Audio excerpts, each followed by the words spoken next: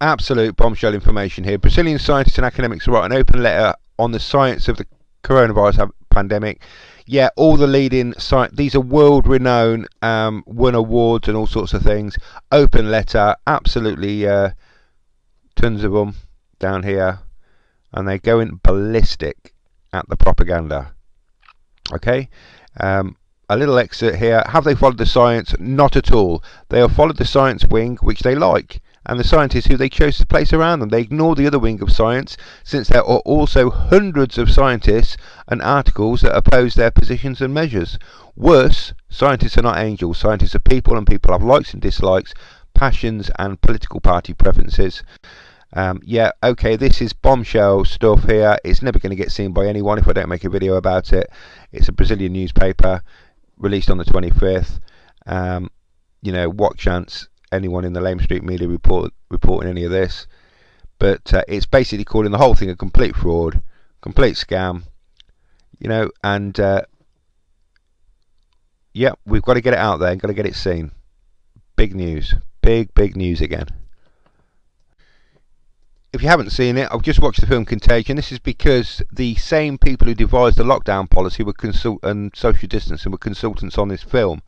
So what does the film want us to believe? Because it's a CIA predictive programming film, it wants us to believe that the answer, well, the film, the public are begging for a vaccine off the government. We are told the government promised us a vaccine. You know, that actually the public are turning up with guns demanding this vaccine. Okay, so the narrative of this film is we're all supposed to be begging the government for a vaccine, but the virus escapes from a lab by accident. Okay, you know, this is the narrative that they're pushing, and that it's the scariest thing ever. So yeah, whatever is in this film, take the opposite view. So if they're saying the virus escaped from a lab, it didn't escape from a lab, it's a hoax. If they're saying the virus, we're all begging for a vaccine, you know, that's because the people who advised on the film were probably being blackmailed by the vaccine companies, and you know, that's the whole polemic. Save us with a vaccine. No thanks. No thank you. Virus Mania, highly recommended. Virus Mania, link below. You don't have to buy it. Wow, what an eye-opener. What an eye-opener. I'll do a report on this. Whole thing's here, links below, go and read it. It's not a conspiracy theory, this book, Virus Mania. It is simply reporting things that the mainstream media won't report and won't tell us about. You've got to read this book to find out that, you know, what's really going on. Okay, so where are we? I've got so many links open, it's ridiculous. I've been campaigning all day, non-stop, all night, everywhere I can think of, blogging, trying to save the world. Okay, yeah, so what they're doing is they're using science as sort of an infallible, we're only following the science, as politics hide behind it, no one trusts politicians anymore, so what they do is they hide behind anything we do trust. Institutions like the OPCW, they hid behind that, corrupted. So what they do is they corrupt everything that we formally trust, everything. Jesuit destroyers. What they're doing is they're destroying everything that we trust, and now they're actually trying to destroy science. They are, because it's not science. They're saying, the politicians are saying, we're only following the science. No, you're not. You're following the thesis of a 14-year-old girl, you know, Laura, with a bit of help from her dad, and a load of computer modelers who aren't medical specialists. 2006, just to repeat what happened, the whole medical profession establishment at the time, as far as I can gather, were fighting hard against this social distancing and lockdown idea. The entire medical establishment in 2000, I'll just repeat that again. So these fraudsters, politicians, are telling us that they're following the science. It's all lies. Okay, and it's all meant to make, you know, because people stupidly trust in blindly, they have blind faith in arguments from authority, from science, quote unquote. Science falsely so. I mean, it's not real science. Yeah, so Hitchens is not talking to me in the way. He's fell out with me because I've been saying some pretty cutting things to him. I've been calling him Peter the Whisperer because he is the one that keeps giving me these links. He's given us all these tip-offs from his sources, but he's not reporting them himself. I mean, What is all that about? Seriously though, I mean, I did say to him, people thought they were dying for freedom and free speech, not for our main political pundits to be, whisperers. And we don't want you tipping us off. We want you just telling everyone the truth. The whole thing is one big corrupt scam. At least John Redwood is allowing me on his blog to just say how it is plainly. John Redwood MP. Okay, Contagion. I said to Peter, I'm trying to get him to read the book Viral Mania. I've sent him the PDF link. I think he is going to read it. He's sort of sent me smoke signals that he's going to read it. He allowed me to post loads of excerpts from it on his blog, but then mysteriously deleted them when Andrew Marr turned up around that time. Okay, so yeah, Andrew Marr's posting on his blog now. Contagion. So I said to Peter, I said, don't you think the very name is a bit of a clue? They're calling the film Contagion because they need us to believe in contagion. This is a predictive programming film. Just watch the film Contagion that had the same people who decided this lockdown policy and social distancing as consultants. This is a classic predictive programming. So what do they want us to believe? The fiction. This isn't me on Redwood's blog. The fiction. 1. The virus is worse than your worst nightmare. 1. 2. The only answer is a vaccine and the people demand it. 3. The virus was man-made and accidentally got out of a lab. The reality. 1. A normal seasonal coronavirus was turned into the biggest political hoax in human history as the EU and the WHO had decided in September everyone was going to be vaccinated no matter what. Yeah. There it is. 12th of September 2019. Vaccinations for all. Okay, so, Hitchens knows this, Redwood knows this. I'm just trying to get them to. They're in positions to do something about it, and I'm trying to get them to speak plainly, like I'm speaking plainly. Why can't these people speak plainly? It really is a puzzle to me. Okay, during this pandemic, the term science has been used ad nauseum. That has been repeated to exhaustion. Science, science, science. I'm pro-science, far from the science. Through the science and to the science, I guide my decisions and acts. I am therefore fully right to do so. These are all quotes. Quotes from. So obviously they're talking about Brazilian politicians mainly. So all the politicians all over the world are using the same trick, the same tactic. Who has put them up to this? Okay, Big Pharma, obviously. It's not even the World. Well, it is the World Health Organization because they're controlled by Big Pharma. But they're all involved in this scripted plot against the people and this deception. Okay, so yeah, this is what they're doing in Brazil, same as what they're doing here in the UK, hiding behind the science. It's not science. Okay, all lies. But they're saying here it is clear that the intention here is to lead all of us to the idea of decisions based on something unquestionable and infallible as scientific law, such as the law of gravity, for example.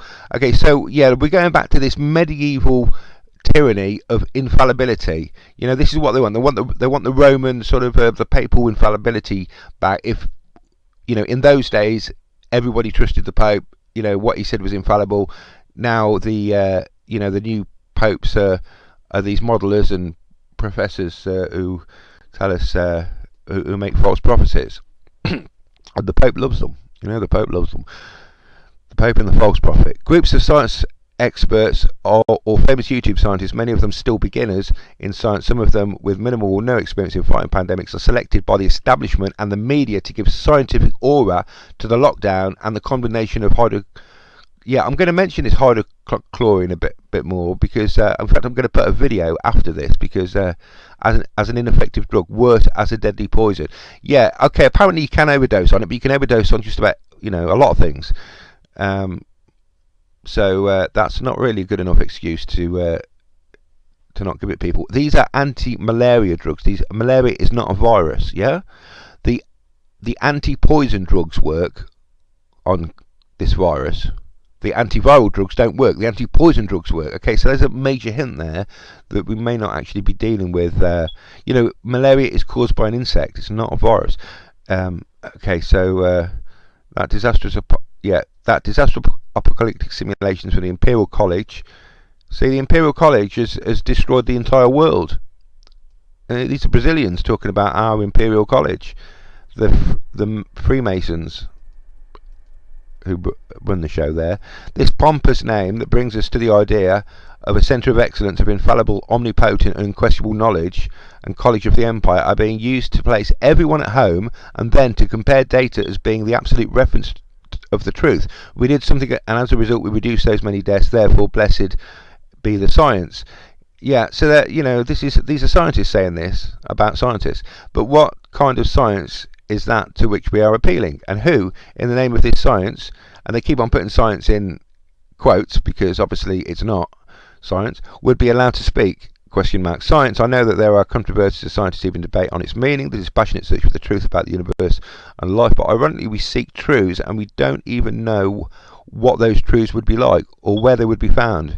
For this reason, sometimes ironically, even when scientists find a truth that is indeed true, yet they doubt that they have found it, we literally zigzag in the dark searching for solutions to our problems. Therefore we sometimes say that eating eggs is bad, it increases cholesterol, and sometimes eggs are good, eat as many as you like, eat at ease. Okay, so basically saying science can be contradictory. This is the first time I've read it. Rarely there are situations in which we reach consensus in science, even yeah. Okay, so very important. So you can't just say science is infallible anyway. You can't, as these politician frauds are, you can't say we are following the science because, you know, the first point they're trying to make here is science is by its nature contradictory. You know, there's never an infallible consensus. There isn't with viral contagion. You know, like I said, I'm reading this book at the moment. Absolutely mind-blowing information in there. They are saying that the exosomes are basically viruses. I mean, I've watched and listened to videos of virologists over the last few weeks, and they are saying that in a reductionist sense, a virus, what you're looking at, COVID-19, is an exosome. The exosome is the package in which, you know, the viral contaminant is put. But what they don't know what that is. They don't know if it's poison. They don't know if it's a body excretion. They're building assumptions onto an exosome. You know, they said, oh, it's not just an exosome. You know, it is also a virus because, and then they build a load of assumptions onto it that aren't properly testable. It's not real science. You know, they might be right. They might be wrong.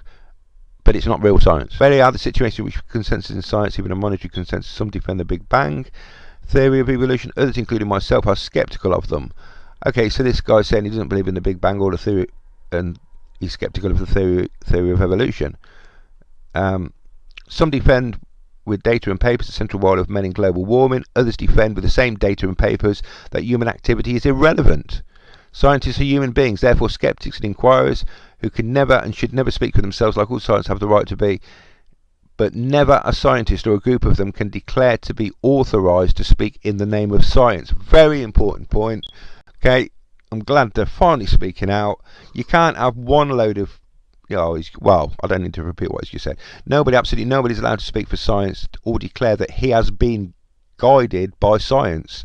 This is what they're all saying here in the UK. Obviously the politicians in Brazil are saying exactly the same thing. Who has put them up to this? There is a global central controlling scriptwriter here that has got all the politicians in the world trying the same trick. In times of pandemic, this impossibility is even greater as we face an unknown enemy. Data is still being collected and research is being performed and published by scientists divided the world was a political party and preferences. Whoever said he acted in the name of science dishonestly usurped science's prestige. For what type of science is this? Unanimous and consensual that no one has ever heard of. Could someone give me its address so I can confirm its consent, its phone, email and WhatsApp?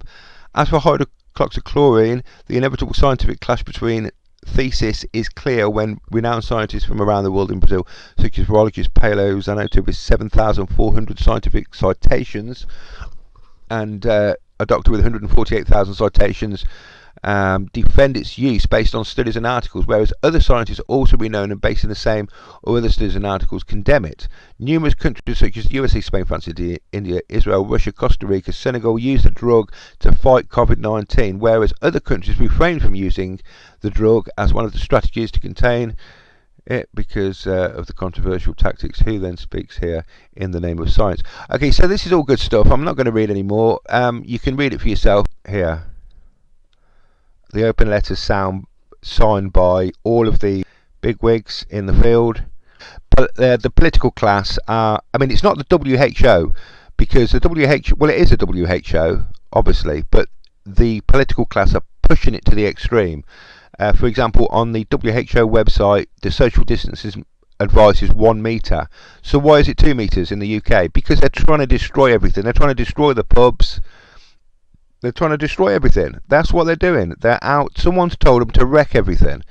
If we've got a 1 metre, I'll just repeat that. The WHO website is advising 1 metre social distance. That's bad enough. But 1 metre means the pubs stay open. Yeah, the restaurants stay open. 2 metres, the pub stays shut, the restaurant stays shut. Everything, is, you can't go to the gym. So, why are they doing that when the official advice from the WHO is only 1 metre? They're doing it because they're out to, like I say, common cold, communist coup. With a lie this big, we can get away with anything we want.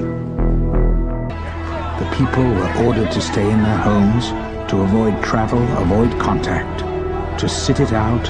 We want to put 12 million people under lock and key. Containment is our absolute priority. We must implement martial law now. Keep the people off the streets while we secure the blockade and set up medical stations. It's all very well packing people into their homes like so many million sardines. But you drop a killer virus into that mix, and this town is going to go tits up in no short order. And once you start stacking bodies in the streets, there'll be panic, public disorder, looting, rape, murder. And that's just for starters. The death toll will be unimaginable.